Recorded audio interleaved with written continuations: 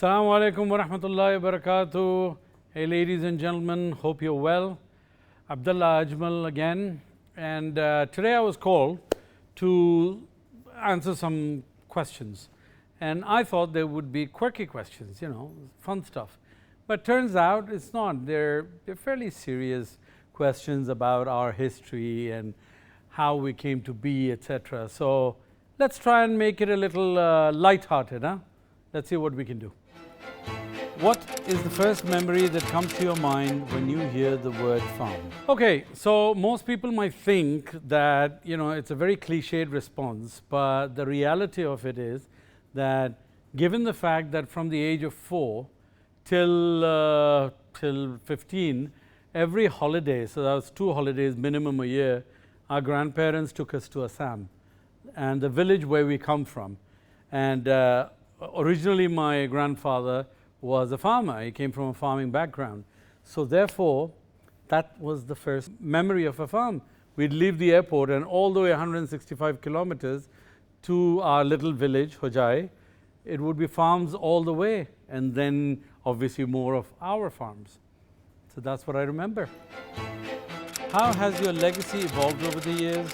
I think the legacy has evolved in a combination of a lot of hard work, trust built by my grandfather, Ajmal Ali, and the consumers.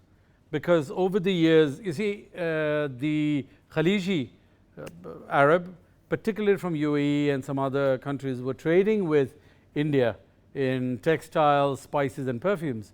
That's how the relationship originally began. And then 72 years on, today we're here, we're strong, we are transnational, we're in 50, 60 countries, and inshallah with a view to go to 150 at least in the next 5 years. What is the most important thing you learned from your father? Authenticity. Authenticity I've always learned from my father, from my grandfather, other members of the family, that regardless whatever, you need the authenticity for the consumer to build that trust with you.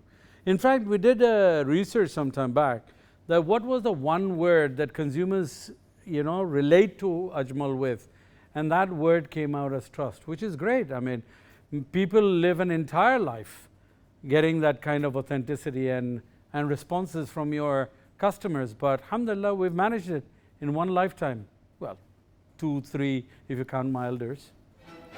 When did Ajmal family decide to start growing oud? And what made them choose this plantation? As I mentioned earlier, that my grandfather was a farmer originally before he came into business. So he started work, we're 72, we started since 51. It was in the mid 60s or late 60s, he realized that, being a farmer especially, he realized that everybody is felling trees, but nobody is planting anything in its place. So Granddad, Dada, I called him when he was around, God bless his soul, started the afforestation program in 1979. And we started with a small little farm, and today we have multiple plantations all over Assam with over 10 million trees, alhamdulillah.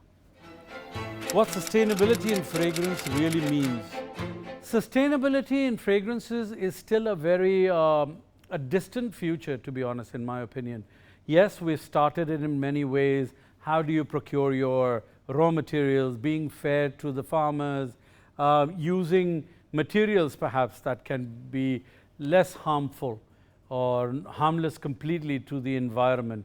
And I believe there are going to be regulations and technology, because today the technology doesn't exist, which helps us to create more and more eco-friendly products. Except for, of course, there are restrictions on materials that are internationally there, and we too, because we are a sort of a global brand, we don't use those raw materials as well. So this is our way of moving into sustainability. The usage of solar panels in our factory, usage of now a new machinery to renew the water that is being used. These are our ways or our contribution towards sustainability.